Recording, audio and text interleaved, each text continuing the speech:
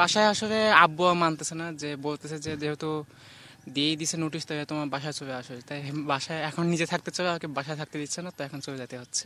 জি, আমাদের হচ্ছে খুলনা প্রকৌশল ও প্রযুক্তি বিশ্ববিদ্যালয় কালকে আমাদের সেন্ট্রালি একটা হল ভ্যাকেন্টের নির্দেশ দিয়েছে, যার কারণে আমরা এখন হল ত্যাগ করছি। 10টার মধ্যে ত্যাগ করার কথা ছিল। অনেকে হলে থাকার কথা বলছেন, যেহেতু আমাদের প্রশাসন থেকে নির্দেশ দিয়েছে হল ত্যাগের, সেহেতু আমরা হচ্ছে হলটা ত্যাগ করতেছি।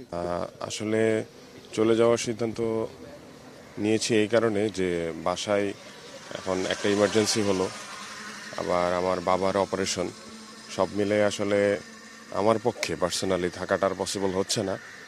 সো এই কারণে আসলে চলে যাওয়া। তো আমরা চলে যাচ্ছি অ্যাকচুয়ালি হচ্ছে হলের নিরাপত্তা। এখানে যেমন আমরা ফার্স্টে ঢাকায় মুভ করছিলাম, যে আমাদের নিরাপত্তা ইস্যুস ছিল, ওর জন্য তো ওই কনসার্ন থেকে কি আর কি চলে যাবো আর কি। ওই তো আমাদের হলের নিরাপত্তার জন্য, আর যেহেতু মেয়ে তাড়াতাড়ি বাসায় ফিরতে হবে, সবাই অনেক